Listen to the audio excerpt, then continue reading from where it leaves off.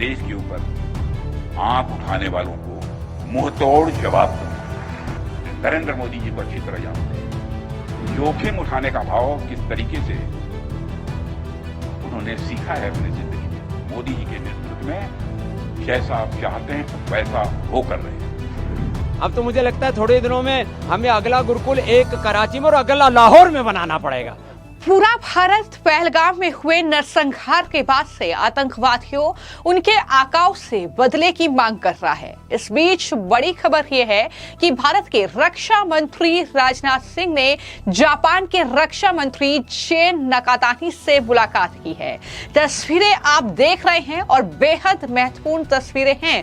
पहलगाम आतंकी हमले के बीच ये तस्वीरें सामने, जब दोनों दिग्गज देशों के रक्षा मंत्रियों के बीच ये बड़ी बैठक हुई है, जो कि पाकिस्तान के भीतर खौफ और डर को बढ़ाने वाली ये तस्वीरें हैं और अपने आप में ये भारत के लिए बेहद महत्वपूर्ण तस्वीरें हैं। जिस तरीके से पहलगाम में आतंकवादी हमला हुआ और इस पूरे मामले को लेकर पाकिस्तान जो है अंतर्राष्ट्रीय स्तर तक इस पूरे हमले को लेकर और भारत को लेकर झूठ परोसने की कोशिश कर रहा है, लेकिन वहीं पर भारत को तमाम दिग्गज देशों का समर्थन मिल रहा है, फिर चाहे वो इजराइल हो या फिर अब जापान हो। और जो रक्षा मंत्री राजनाथ सिंह और साथ ही जापान के रक्षा मंत्री की ये मुलाकात हुई है, इस मुलाकात को लेकर रक्षा मंत्री राजनाथ सिंह ने जापान सरकार का आभार व्यक्त करते हुए पहलगाम पर जापान की एकजुटता का संदेश सराहनीय है। ये बड़ी बात रक्षा मंत्री राजनाथ सिंह के जरिए कही गई है। यानी जापान ने भी कड़े शब्दों में पहलगाम आतंकी हमले की निंदा की है और इसके लेकर ही ये जो ट्वीट है ये राजनाथ सिंह की तरफ से किया गया है, जहां पर उन्होंने जापान की सरकार, वहां के रक्षा मंत्री का आभार व्यक्त किया है। इस बीच महत्वपूर्ण द्विपक्षीय बातचीत भी दोनों देशों के रक्षा मंत्रियों के साथ हुई है और जाहिर तौर पर रक्षा समझौते को लेकर भी कोई बड़ी डील जो है वो भारत जापान के साथ कर सकता है, ये भी जानकारी है। इस बीच सीआईएसएफ महानिदेशक ने जम्मू कश्मीर के उपराज्यपाल मनोज सिन्हा से भी मुलाकात की है। तस्वीरें आप देख रहे हैं। यानी भारत हर मोर्चे पर पाकिस्तान को मात देने के लिए तैयार है। लगातार हम देख रहे हैं कि इस पहलगाम की आतंकवादी घटना के बाद से तमाम जो दुनिया के दिग्गज देश हैं उनके राष्ट्रीय अध्यक्ष प्रधानमंत्री से बातचीत कर रहे हैं, अपना समर्थन भारत को दे रहे हैं। और वहीं पर लगातार जो रक्षा मंत्री हैं राजनाथ सिंह, वो दरअसल इस तरीके से तमाम दुनिया के ऐसे देशों के रक्षा मंत्री हैं जिनको अटेंड कर रहे हैं, या तो वो भारत आ रहे हैं, तो इस तरीके से मुलाकात हो रही है। फिर चाहे वो फ्रांस के साथ राफेल डील का समझौता हो, फिर चाहे वो अब जापान के रक्षा मंत्री के साथ ये मुलाकात जो जाहिर तौर पर पाकिस्तान के लिए डराने वाली है।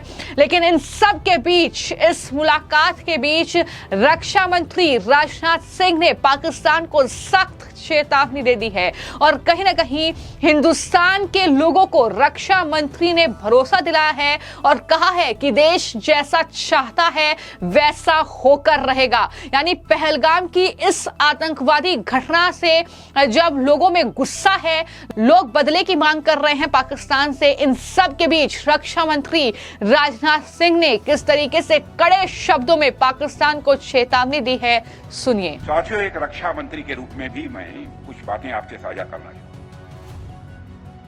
किसी भी राष्ट्र का अपना एक भौतिक स्वरूप होता है। भौतिक स्वरूप के अंतर्गत किसी राष्ट्र की भूमि होती है, उसकी सीमाएं होती हैं, उसमें रहने वाले लोग आते हैं। तो वहीं दूसरी तरफ राष्ट्र का एक अपना आत्मिक स्वरूप भी होता है, जिसके अंतर्गत राष्ट्र की संस्कृति, उसके विचार और उसके मूल्य आते हैं। एक राष्ट्र के रूप में भारत के भौतिक स्वरूप की सुरक्षा हमारे वीर सैनिकों ने हमेशा की है। तो वहीं पर दूसरी तरफ भारत के आध्यात्मिक स्वरूप की रक्षा हमारे ऋषियों और मनीषियों ने की है।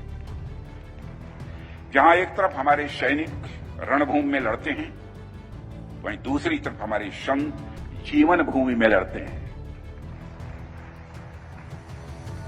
साथियों, एक रक्षा मंत्री के रूप में मेरा दायित्व है कि मैं अपने सैनिकों के साथ मिलकर देश की सीमाओं की सुरक्षा सुनिश्चित करूं।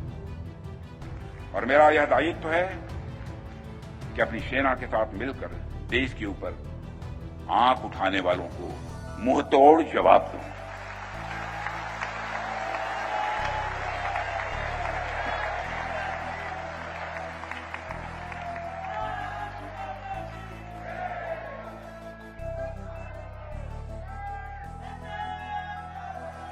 और आप सभी हमारे प्रधानमंत्री नरेंद्र मोदी जी को अच्छी तरह जानते हैं।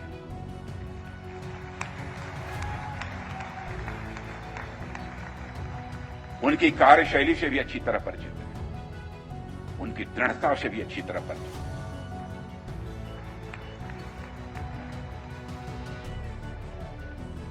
जोखिम उठाने का भाव किस तरीके से उन्होंने सीखा है अपने जिंदगी में। मंत्री मोदी जी के नेतृत्व में जैसा आप चाहते हैं वैसा वो कर रहे हैं।